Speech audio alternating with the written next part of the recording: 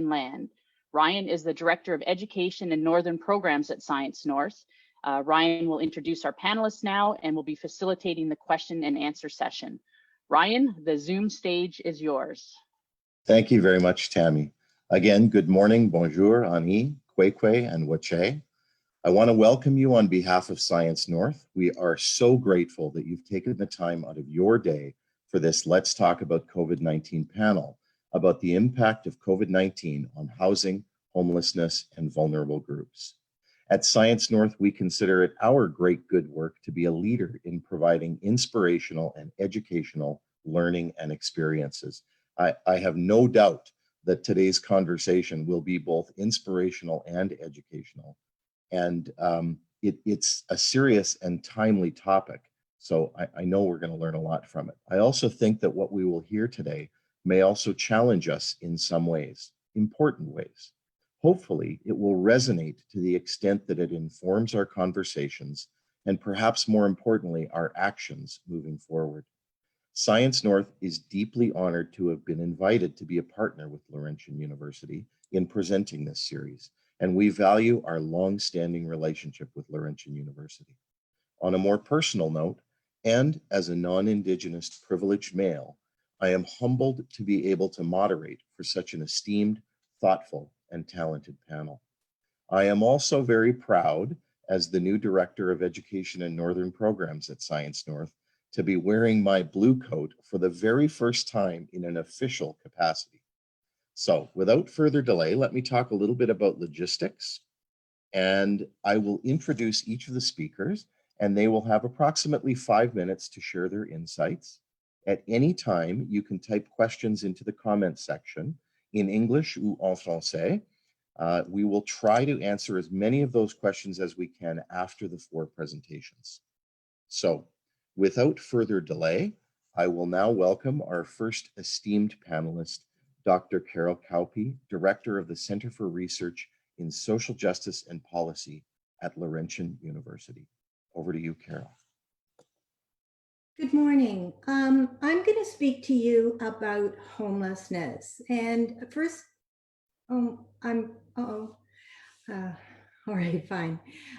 First of all, I'll speak about a definition, and definitions, I should say, of homelessness that researchers have developed. So next slide, please. This is a definition offered to us by the Canadian Observatory on Homelessness, and they identified 4 types of homelessness. The first one, unsheltered or absolutely homeless, is the one many people think about when they think of homelessness. It's people who are on the streets or in places not fit for human habitation, such as people who are sleeping in downtown places tucked away somewhere. The second type is emergency sheltered. So people who stay in emergency shelters. People who are on the streets may stay in an emergency shelter, but in the summertime, and in warm weather like we have today, people may well not stay in the shelter, but rather outdoors. The third type is provisionally accommodated people. And this is a big category that many people are not aware of. So people who stay in temporary accommodation, in hidden homelessness, and couch surfing with friends or family is the most dominant form of hidden homelessness. But there are many other living circumstances that fit into this category. The last category is people who are at risk of homelessness. And through our research, we found there are many, many people out there who have experienced homelessness in the past, at some point in their past, and are vulnerable to becoming homeless again because of their economic circumstances or their housing situation, which is precarious and does not meet public health or safety standards. Next, please. So it's so important to understand that hidden or concealed homelessness is a type of homelessness, and many people haven't recognized this. And a lot of research has focused on other forms of homelessness rather than hidden homelessness. And it is estimated to be about 80% of the homeless population who live with this type of homelessness. So I've given you an example of the types of circumstances: tents or RVs, substandard housing, couch surfing, as I mentioned, doubling up and overcrowding, people who use survival sex as a means to get a place to sleep at night, and motels or single rooms. Next, please. And I've just got a few photographs here to show you about how people live with homelessness. And these are just a few examples that were taken by some of our participants in a photo voice project. So this that you're looking at now is a bush camp. And so some people will make these kinds of temporary camps. You can see the bedding in there. There's a tarp over top and a frame. Next, please. This is a photograph someone took of the place they're staying with friends or family. Next. This is an example of a photograph people took of overcrowding. And you can see every bit of space in this room is used. And it kind of gives an insight into how people struggle to live with overcrowding situations. Next. This is, I know when you first look at this, you might wonder, what am I seeing? But on the left, it's a roof. Secondly is the foundation. Well, there's no foundation there. It's just some concrete blocks on top of the ground. And thirdly, unsafe wiring. Next. So now I'm going to shift to talk about how COVID-19 perhaps impacts on people living with homelessness. So you've all heard about the COVID-19 measures in place, things like physical distancing, isolating, staying at home, hand sanitizing, washing your hands often, and using some respiratory hygiene measures like masks, Kleenexes, hankies, some of these things. So it's difficult for people living with homelessness. You can imagine, you don't have a home. So where are you supposed to stay when they say stay at home? Difficult sometimes to physical distance when getting their needs met. Hand washing is a problem because they don't have water, soap, or very often they don't have hand sanitizer. They also don't have masks, and it can be difficult to have supplies of Kleenexes or hankies. Next. And congregate settings are problematic. So you can think of a shelter where there are many people sleeping there. It's a congregate setting, a place where groups of people meet or stay and share the same space for a period of time. And we're being told, don't do that. So some examples, I've got examples there. Residential living and shelters are part of it. For people living with homelessness, also other congregate settings can be bush camps, street gatherings, places that food services, and overcrowded homes. Next, please. And there are also challenges with testing. So we, just like the problems with testing, we also, as researchers, have had to put a pause on doing our research, and we're trying to figure out how can we do research with this population when we're not allowed to meet face-to-face. Next, please. And finally, the economic impacts of COVID-19 are a real concern for vulnerable people. Media outlets have reported that about 15% of people didn't pay their rent in April and another 15% in May. So this raises questions about whether some people will lose their housing because of their inability to pay for rent or mortgage. And that basic question then, might we see an increase in homelessness because of these economic impacts? Thank you. Thank you very much, Dr. Kauppi. I'll now welcome Dr. Phyllis Montgomery, researcher and professor in the School of Nursing at Laurentian University. Over to you, Phyllis. Thank you, Ryan. Hello. Thank you for this opportunity to talk about persons living with homelessness and their health. Next slide, please, Renata.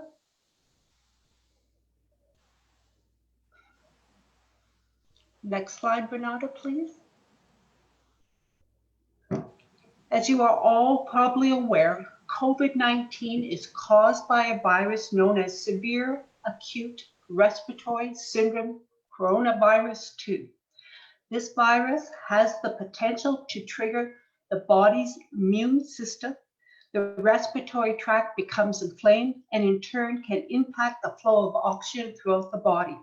Emerging evidence is also suggesting that other body systems are being affected by COVID, including the cardiovascular system. In response, Public Health and Health Canada, in partnership with numerous community partners, continues to generate protocols for the containment, mitigation, and control of the virus spread across different populations, including at least the 250,000 homeless adults in Canada each year. A challenge, however, informed by evidence of previous pandemics within the homeless populations, is the recognition that not all Canadians are equal in terms of their health status, nor are they equally able to adopt the recommended practices to protect themselves and their communities.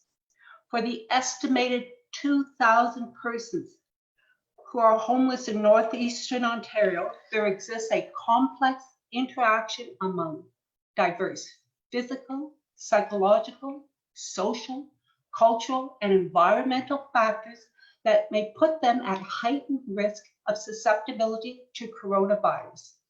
Next slide, please. In my 5 minutes, what I'd like to describe is the pre-existing COVID-19 health status of homeless adults in northeastern Ontario. I'm going to draw on data from several survey and interview studies conducted with homeless adults and healthcare service providers in 4 districts within the Northeast. Next slide, please. The total sample size is 3,562 adults. The majority of the sample were men. The average age of the sample is 39 years of age. About half of the study participants identified themselves as Indigenous.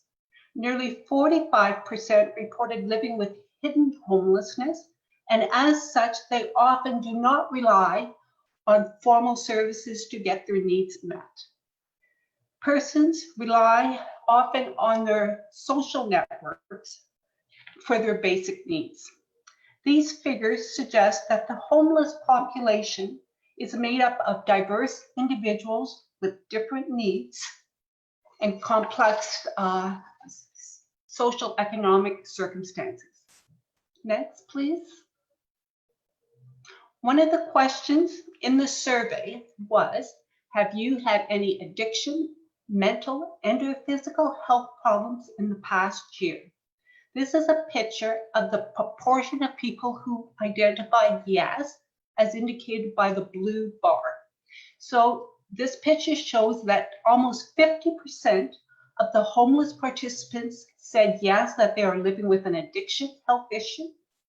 Over 40% said they are living with a mental health condition, and about 1/3 of the sample reported living with a physical health problem.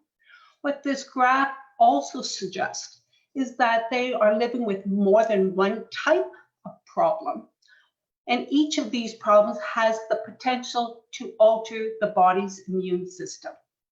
Next slide, please, Renata. What are the 3 most common physical conditions among the sample? What the researchers did is when people identified, reported their health conditions, we grouped them by body systems, and the most frequent type of conditions involved the lung for 7% of the sample, followed by the liver, and then closely followed by conditions for the heart. Next slide, please.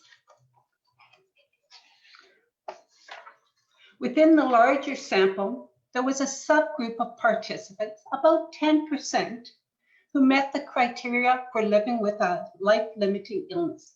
Again, this table shows that the majority have self-identified living with a respiratory condition for 46%. And again, the percentages on the right do not add up to 100 because they reported living with multiple conditions nearing the end of life.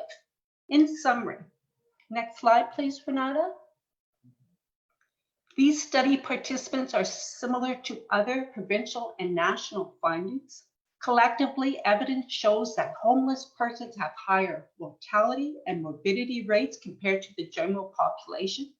In addition to making COVID-19 testing available to homeless persons, evolving pandemic planning describes the importance of surveillance, risk assessment, service coordination, and possibly isolation shelters to protect the health of the homeless here in Canada.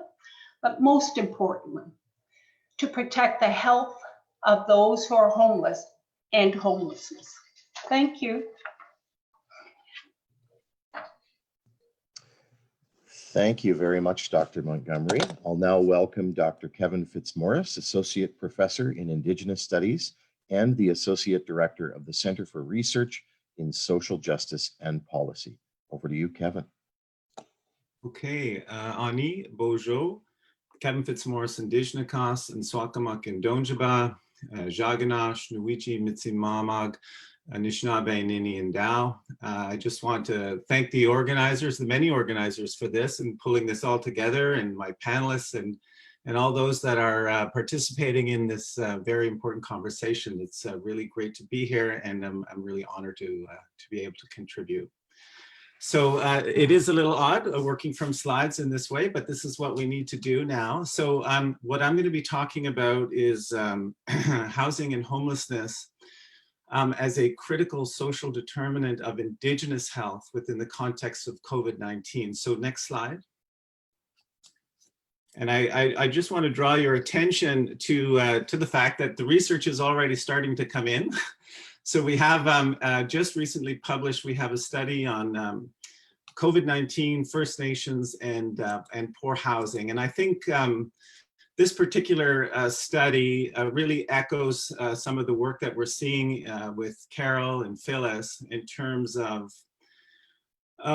existing vulnerabilities, in particular with First Nations communities, due to many lacking critical infrastructure around housing, experiences with overcrowding in housing, but also lacking running water. And so we see that, that some of the recommendations to wash hands frequently and to self-isolate, although important, can be very, very challenging in particular First Nations contexts. And so these existing vulnerabilities then, of course, are heightened by COVID-19. So just the next slide.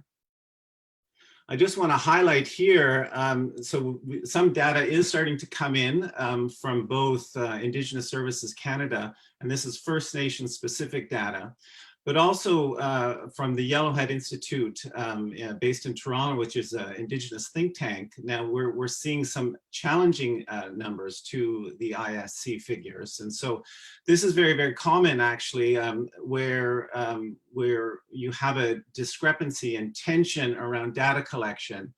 And this too is a direct site of colonization, where you have various jurisdictions overlapping, and so you have federal and provincial jurisdictions looking at both housing and health data, and often it's very, very difficult to get a complete picture. And so what I want to highlight just in this slide is that tension or that difficulty in getting a clear picture of the full Indigenous community, which is both with First Nations based, but also within the urban centers. Okay, so next slide. I did want to highlight, I know I don't have much time, so I'm just going to be pulling the kind of the main themes here, but I did want to highlight the 2014 National at-Home study, which was the largest trial of the Housing First initiative. And for those of you who are not familiar with Housing First, the work of Housing First, what it does is essentially it provides housing to people experiencing homelessness. And so what it does is it stabilizes their lives and it lowers anxiety while providing available social supports to those that formerly experiencing homelessness. And what the result is then is that it facilitates the transition out of homelessness for people. And so this study really demonstrated their key finding was that the key to addressing homelessness then is to provide homes to people that are homeless. And so although a simple finding is very, very powerful, and I think it's increasingly accepted within the sector that we know how to do this, we know how to end homelessness, but what is often lacking is the political and the social will. But the other really key point I want to highlight here is that this particular work is focused on fundamental housing needs of individuals, and this work has been expanded upon, particularly by the work of Jesse Thistle. Next slide. When he talks about, and he does work in Indigenous homelessness. And this is looking then at the larger colonial structures at play and the layered experiences of trauma from displacement from homeland, the Indian residential school system, the Indian Act, and ongoing anti-Indigenous racism, which creates, according to this work, this deep isolation and disconnection from families and communities and language and culture and the undermining of core Indigenous identities. And now this is both in First Nations communities and within the urban centers as well. So again, this larger sense of Indigenous homelessness then contributes to the overrepresentation in those negative indicators of homelessness, child welfare, and justice. And so it then creates what we have are these existing vulnerabilities, which are then heightened within the context of a pandemic. So next slide. And so I want to just highlight in the next few slides, I just want to highlight that increasingly for Indigenous people, the city is becoming home.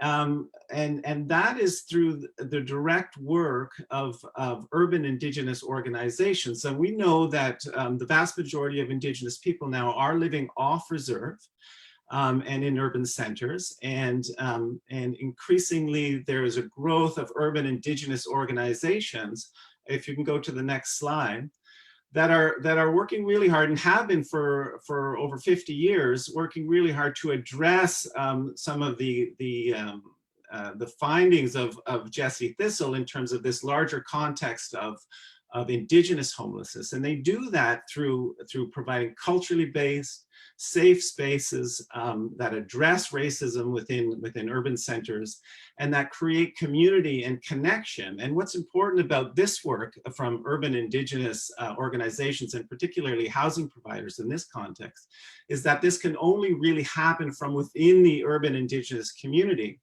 And so that's really, really important work. And I just want to highlight in my own work, a lot of the urban Indigenous housing providers are right now under threat as the federal government is devolving these programs to provinces and municipalities. And so that's a really, really important site of work that needs to happen to address that risk of termination of urban Indigenous housing. Okay, so and then the last two slides, I know I'm running out of time. The last two slides, I really just want to highlight moving forward, if we can think of COVID-19 prevention and health access within the overall context of reconciliation, really what's needed then is to support and partner with First Nation communities as well as urban Indigenous communities in the work that they're doing to protect their citizens and community members. And so, and we do that within the context of honoring Indigenous rights and recognizing the political and territorial sovereignty of Indigenous peoples. And then just the last slide, I just wanted to highlight, although we're all going through a really, really difficult time now, and And these are very, very challenging for many, many people, particularly vulnerable communities. I think we're also at a really interesting time that offers the potential to decolonize these existing social values. And I know Mike is going to talk about this more, but moving away from us and them divisive thinking that feed into stigma and racialization, and to really, really appreciating the elder teachings around interdependence and the ways in which we need each other, and the ways in which if we work together with respect and empathy and care, we take care of each other, we're also taking care of ourselves as we really are in this together. So that's all I wanted to say. Chimiigwech. Thank you. Thank you very much, Dr. Fitzmaurice. Really nice to hear reconciliation coming into the conversation, as well as respect, empathy, and care. So thank you very much for that. So I will now welcome our final panelist, Dr. Mike Hankard, Associate Professor of Indigenous Studies. So over to you, Mike. Okay. Ani, good morning. Mike Hankard, Indigenous Ganabajing Donjiba. I would like to just say miigwech for inviting me today to share my thoughts and feelings. And thank you for that first slide about homeless First Nations people during this time of COVID-19. My talk today encourages awareness and hopes to encourage awareness about the potential for First Nations people experiencing homelessness to undergo COVID-19 related labeling, stigmatization, excuse me, being stigmatized and discrimination. We need to be aware of this because these may be applied to them whether or not they have had COVID-19, recovered from it, or been exposed to it. This potentially adds additional layers of discrimination and shame to that which homeless Indigenous people already face. It can add potential labels and create targeting as being contaminated through general discourse, prejudice, or even the media. Now, to underscore what I'm talking about, please bear with me for a minute while I share a short story with you. I've lived on the Serpent River First Nation for the past 18 years, but was not raised on reserve. During this time, I've had lots of opportunity to observe and interact with the local Makwa or bear population, both in the bush when I've been out walking, picking medicines in my own yard, when bears may sit off on the tree line watching me pull weeds out of my vegetable garden, or even running a sweat behind my house. One day early in May, a few years back, I was out walking in the bush a few miles from my home. It was out during that period just between when the last snow melts in the bush and just before the black flies come out. While walking down the path, a large black bear emerged in the bush about 50 feet away. Makwa looked at me, stopped, and just sat there on all fours.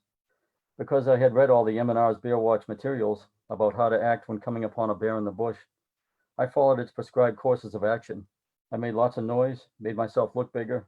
I even began waving a big stick around with my coat on it, throwing rocks and everything I could think of. The only thing the bear did was to sit down on its hind legs and begin sniffing the air. She must have thought I was out of my mind. After a short time, Makwa went back down and looked back into the bush, and out came its cub, probably no more than a few months old. The mother and cub then resumed walking across the path and left me to my own devices. After returning home, I told this story to a Cree friend. He said, "There's no need to engage in all those theatrics." He said, "The only thing you really need to do is get a little box cutter." He said, "When you see Makwa in the bush, you take your box cutter out. And if it begins to charge you, you take up a defensive position. Then when she's about 2 feet away, you take your box cutter out and slash your wrists," he said, laughing out loud. My story illustrates not only humor, humility, and process, but also what can happen when First Nations people like me follow somebody else's construction of relationships. So how does this relate to COVID-19 and stigmatizing Indigenous homeless people? Well, just think about it for a minute. When I encountered the mother bear, before I knew it was a mother bear waiting for her cub, I did every foolish thing you can imagine, just because she was there and I was here. When you think about it, she was only interested in her cub and waited patiently for him to catch up while watching this crazy human, me, put on a show. Could I have the next slide, please? Because of COVID-19, people may now be inclined to react the same way toward homeless Indigenous people that I initially reacted toward Makwa, from a standpoint of fear. They may have heard, seen, read, or otherwise been exposed to print, broadcast, or social media, such as Facebook, Twitter, or others, creating a fear-based social context.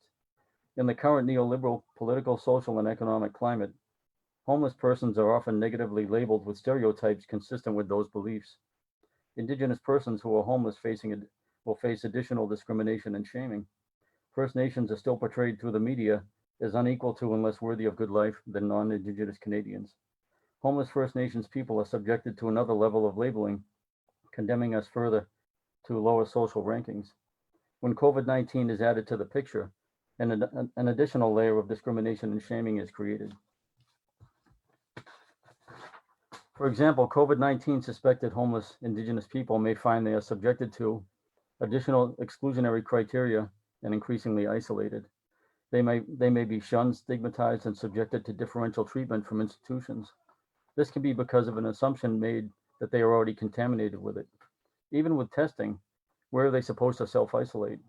These negative perceptions can lead to access issues with shelters, housing, food banks, state services and public institutions, healthcare, family relations, and even communities on reserve and off reserve.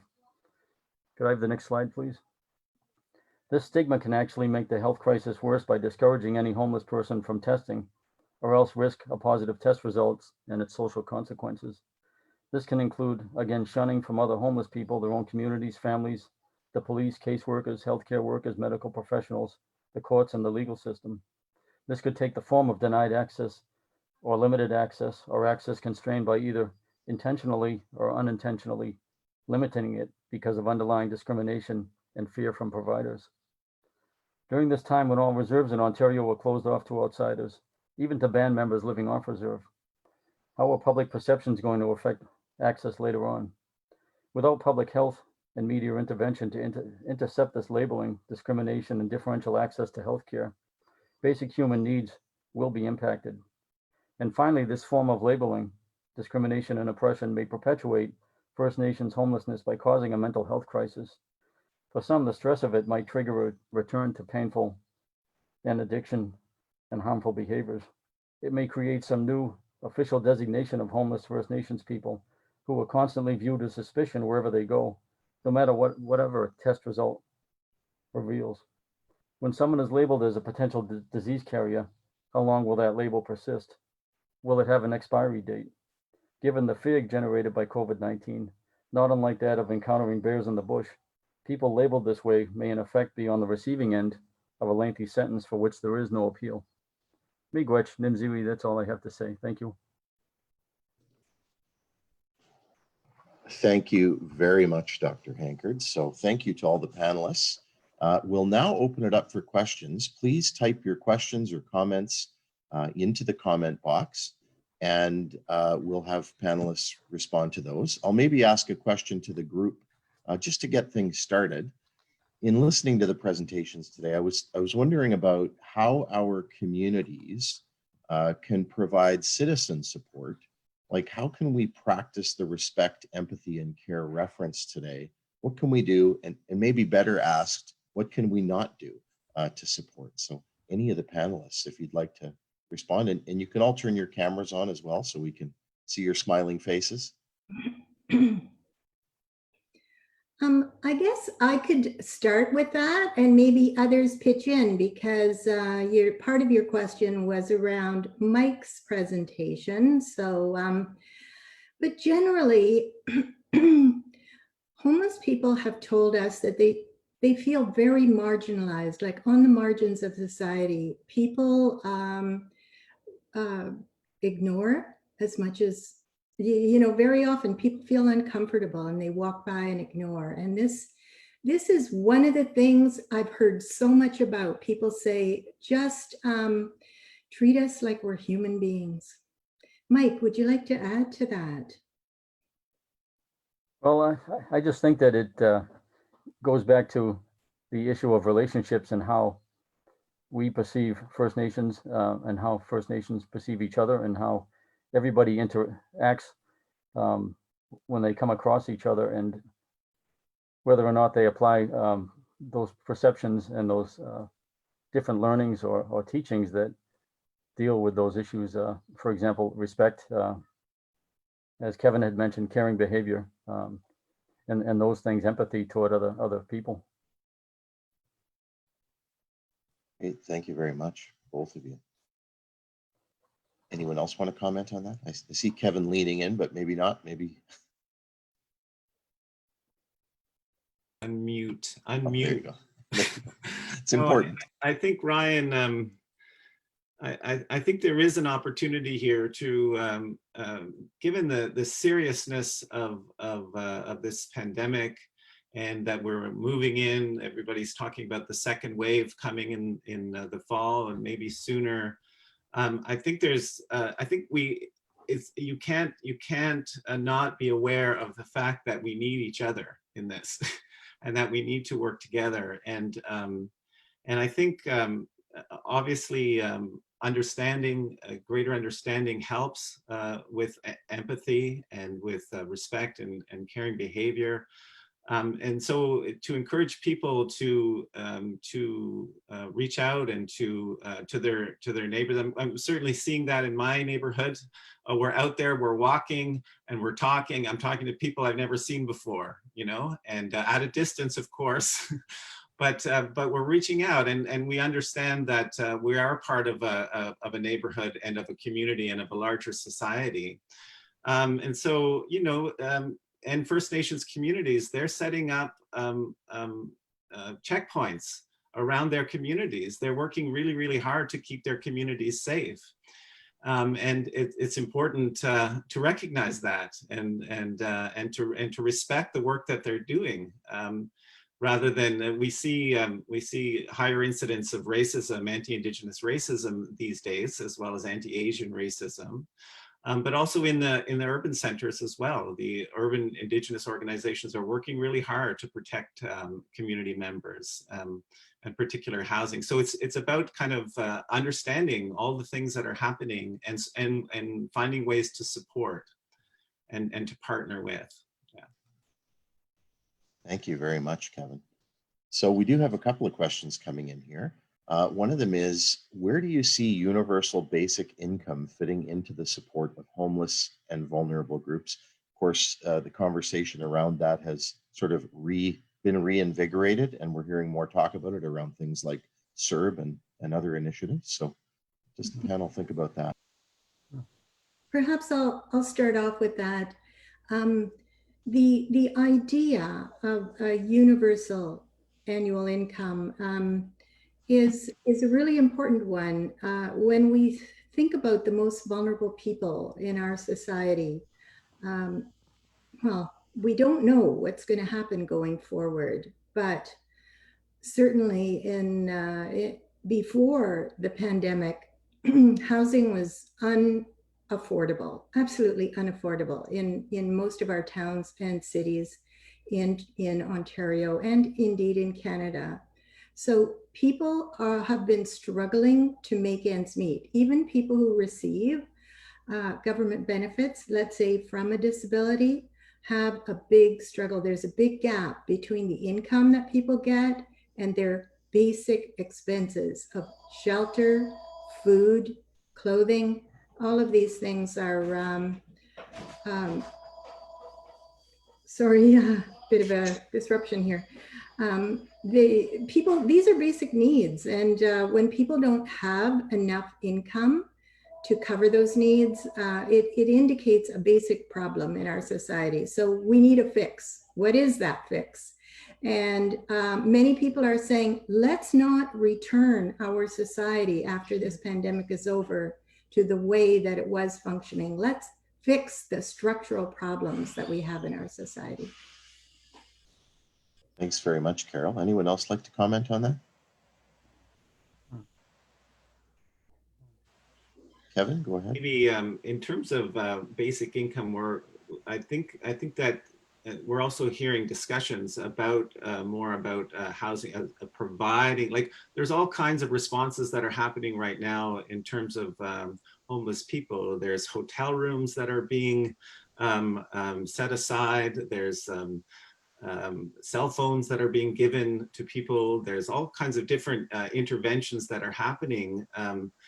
But I think it's also important to recognize what's already there and to work to protect that. Certainly in the context of the Urban Native Housing Program, which is the federal program, it's it's under severe risk right now. And so that right across the country, we may see a significant reduction in existing housing stock for urban Indigenous people. And so I think it's really important to also support the ongoing work, and in particular, the work that's happening when we're talking about community building and establishing those connections within the community. That's really, really important part of addressing the larger sense of Indigenous homelessness. But yeah, that's what I would say. Thanks, Kevin. So a couple more questions in the column here, unless anyone else had anything to comment on that one. So one of them is, how has, and I think we touched on this a little bit, but how has COVID-19 increased homelessness risk for people who are now experiencing even greater economic insecurities? So I'll start on that one. These are extraordinary times, absolutely extraordinary. And we hear in the news daily that the economy is being hit hard by these measures. And when we think about that, we need to think about the most vulnerable people out there. There are so many people, in fact, the majority, who live paycheck to paycheck. And if people do experience a reduction in an already low income, it often ends up that they have to make a decision between paying rent or buying food. How do you make those choices, especially for people who have children? So we don't know. We haven't seen a lot of evidence about people who are at greater risk now of experiencing homelessness. But having studied this issue for 20 years, I do believe it's going to happen. There are too many people out there who are already vulnerable, never mind experiencing the kinds of things that we've seen now. Yeah, it's hard to imagine people being less vulnerable on the other side of this, for sure. Anyone else want to speak to that? Maybe I would just like go to ahead. follow Yeah, up thanks, on what Carol said, if I could. I just think that I agree. I think that there are so many people, just because of the economic transformation that has undergone in the country in the past 20 years, you know, the transformation from full-time jobs with pensions and benefits to part-time contract work for a huge segment of the young population, people just starting out, graduating from university and things like that. And this range of decreasing opportunities, I think that it may not show up for a little while, but I think that, again, living paycheck to paycheck, as I've done for a good chunk of my life, to make those decisions, it's hard to figure out what's going to happen to them and how are they going to actually survive. I do know students that when the COVID-19 came about, you know, moved back to the bush camps, back to their reserves out in the bush to get away from it and all that, but also that some I've talked to have gone homeless just because of circumstances with kids and things like that during the year. And all it takes, it seems like, is one wrong move or one bad day or one paycheck missed, and they're in a very difficult situation. So I think this is going to exacerbate that very substantially. And again, this is a good time for the political decisions and moves to be made to shore up that area. Yeah, that's great. I mean, we did have a question here about youth generally. I mean, we even see issues arising due to disengagement from school and a lack of continuity of learning in vulnerable populations. Anything else people would say generally about the impact specifically on youth? Well, we've just received funding for a project to investigate this question. And that's going to be an important piece of research, but we've been stalled because we can't get out there to interview people face to face, which is what we need to do. But in general, again, coming back to people who are vulnerable to homelessness, youth are a group that are vulnerable, and many people don't recognize how this happens. But through our research over 20 years, we found some of the primary factors involved are violence within families. So if people aren't safe living in where they live in their home with families or perhaps other kinds of living circumstances, whoever they're living with, if they're not safe, they flee and then they're on the streets. What research does tell us is that it's critical to intervene as early as possible with youth to get them back into housing, because the longer people are on the streets, the greater the risk that this will evolve and become a longer term situation. Anyone want to add to that? Thanks, Carol. We have a couple more questions, and then I think we'll move to wrap up. So first, a comment, though, I'll share that. One of our viewers commented, "I worry about when CERB and the other assistant programs end. As a former hidden homeless person myself, due to underemployment, I remember the struggle in normal times, and I cannot imagine how I would have survived something like this." So thank you very much for sharing that, and it certainly relates to what we're talking about today. Another question we had come in. So thinking about the structural problems that you've all highlighted, how do you see the role of advocacy to various levels of government improving the quality and accessibility of effective programs / policy for vulnerable groups? That's a multi-pronged question. So again, thinking about the structural problems that you've all highlighted, how do you see the role of advocacy to various levels of government improving the quality and accessibility of effective programs policy for vulnerable groups? Kevin. Yeah, that's a really interesting question, and I think that's work that we're all involved in at different levels.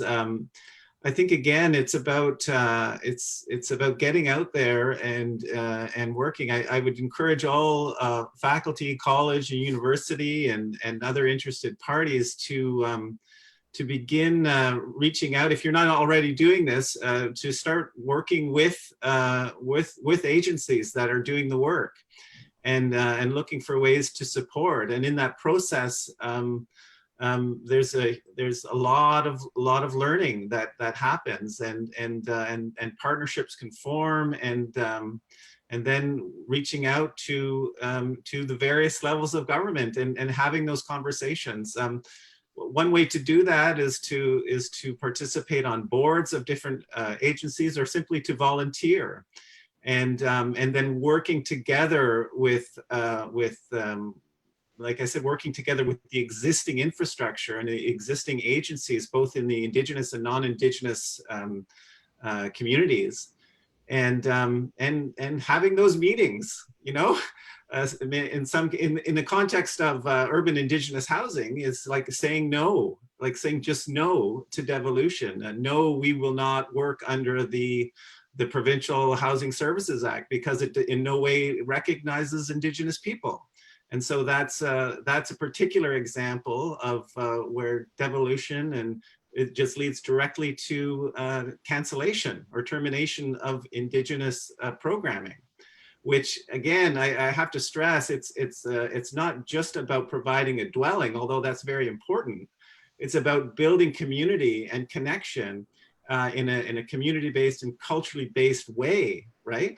That is a decolonizing process, and in another sense, it's a reconciliation process, and that work really needs to be supported and encouraged, and you do that through relationships. You do that through good relationships, and with faculty, with students, and with the practitioners and the providers, and those people experiencing homelessness in all those different ways that Carol and Phyllis talk about. So that's what I would recommend. I know our time is getting short, but I thought it would be important for Phyllis maybe to speak about what is needed around advocacy. Thinking about the health issues that you spoke about in your presentation, where do you see some of these gaps? If I could throw in my own question, kind of twisting that one. I think there is, based on our study, I think what is sad reading their stories is that many of the individuals who participate across the Northeast are bearing the brunt of social issues, discrimination, racism. And at these bigger issues, there is a lot of evidence that housing first improves your well-being. So you can move out of survival mode and now focus on crafting a life that has meaning for you. And that life is individual, so I don't think there's one approach. But unless we look at people, and everyone has the right for a house, everyone has the right to a livable income, we will always see these pockets that are so fragile for health. So in even our studies of that group that were terminally ill, their median age is in their 40s for health issues. And a lot of these health conditions that they're living with are treatable conditions. So when we talk about advocacy, it's that intersector partnerships to move together as a community, because their health will affect our health. And so when we talk about advocation, that political voice, the social voice, the Indigenous voice are all very relevant, and we have to hear them all. Thank you very much, Phyllis. So I have one last comment and question here, and then maybe we'll turn it over for some closing thoughts if anyone has any. So this was specific for Kevin. So the comment is, Kevin, thank you for sharing your preliminary data on COVID cases in First Nations communities. Do you have an age profile for the cases? That would be interesting to see what the age, how the age profile differs or is the same between First Nation communities and the general population in terms of COVID impacts. Yeah, that's a very good question, and no, I don't have that. I haven't seen that at all, I do think that that is something that as a team here that we're going to be working on, certainly in this region. We have some research that we're just putting together, and that type of data is something we're going to be looking very closely at. But as I mentioned, in the larger picture, there's a number of jurisdictional challenges to really getting that type of data, that type of clarity that really is able to encompass the larger, both First Nation as well as urban Indigenous communities. So I haven't seen it yet, although we're certainly working on it here. Yeah. I'd like to just add one point to what you said, Kevin, regarding age. We have looked in our database to see how young people are affected by serious health issues. So Phyllis presented the data for the whole database, so over 3,000 cases, but we pulled out youth and found that those under 24, 30% of them have serious illnesses, and that places them at great risk if they should get infected with COVID-19. That's something else to think about. Thanks very much. So maybe just in closing, generally for our panelists, are there any places you would recommend where people could go to sort of extend or enrich their learning, community organizations, anywhere that you'd recommend, and any final comments you have as well? I'd like to jump in on that one because, again, I'm asking people to think about those who are most vulnerable. And it's important to know that a lot of agencies have responded according to the directives of the government and health officials. And so what's happened is many services have either closed or shifted to an appointment-only system. And this is a huge problem for people who are on the streets, who rely on services to get their basic needs met. We do know, and we've seen this in some of the media locally, that Soup kitchens are still offering meals, and that's vital because people need to eat every day. But many other essential services are not as available as previously, and that's a serious issue. We need to wrap our heads around how are we going to do this, because the best information we're getting is this is going to be going on for a while. We're going to have more than one wave of it. So we need to address this. Comes back to that question of advocacy. Thanks very much for that, Carol. Anyone else? Sure, I guess I could jump in there if nobody's gonna go ahead. I just think that this is really a good time for us to be re-examining and readdressing this issue of homelessness. And again, the most vulnerable people in our communities and our populations, we really need to make a better effort to look after them. Canada is, one of the wealthiest countries in the world, and there was no question that there was unlimited resources, not unlimited, but substantial resources to put in place to rectify these issues. And again, I think that this could be something on a national level that could be addressed, could be dealt with at this time. I think that everybody's watched Justin Trudeau on TV, the Prime Minister, and his giveaways that have been happening ever since March. It's been, it's been better than Oprah Winfrey's 12 Days of Christmas.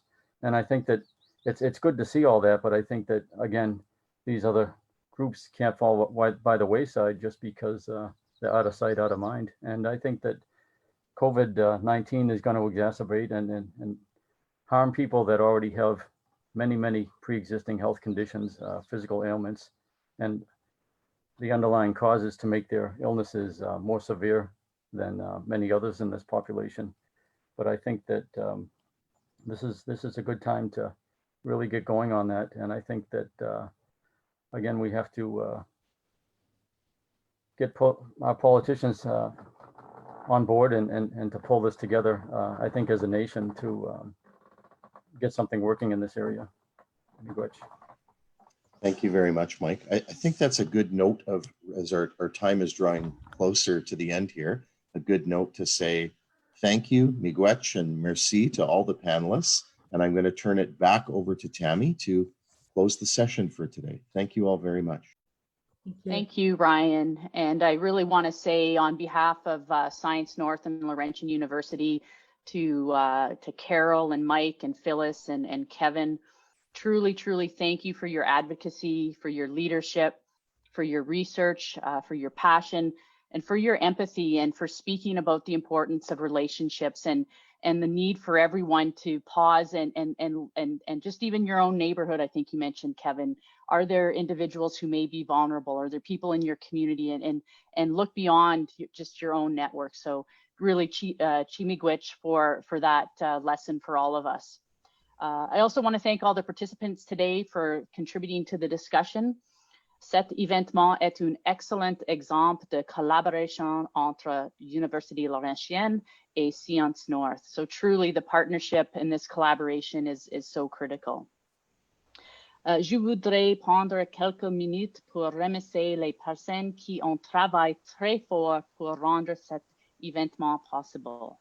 Some of the other people that we want to thank today, Julie Musculloch, the science director, who's critical in terms of bringing this together.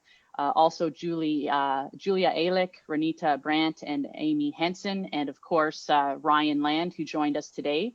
And from Laurentian University, Jillian Schultz, and also joined by Jonathan Migno. So thank you to all of those individuals as well.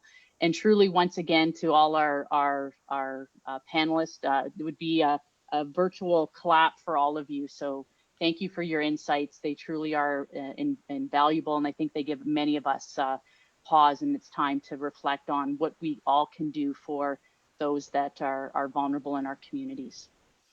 Next week, we'll be featured again, June 3rd from 10 to 11 a.m. La prochaine semaine sera inclusivement en français. Nous discutons les enjeux sociétés de la pandémie et de réflexion autour de la COVID-19. So we'll be having another talk next week. Thank you, everyone. We'll see you hopefully next Wednesday. Merci. Miigwech. Thank you. Okay, bye-bye. Right. Bye-bye. Bye now.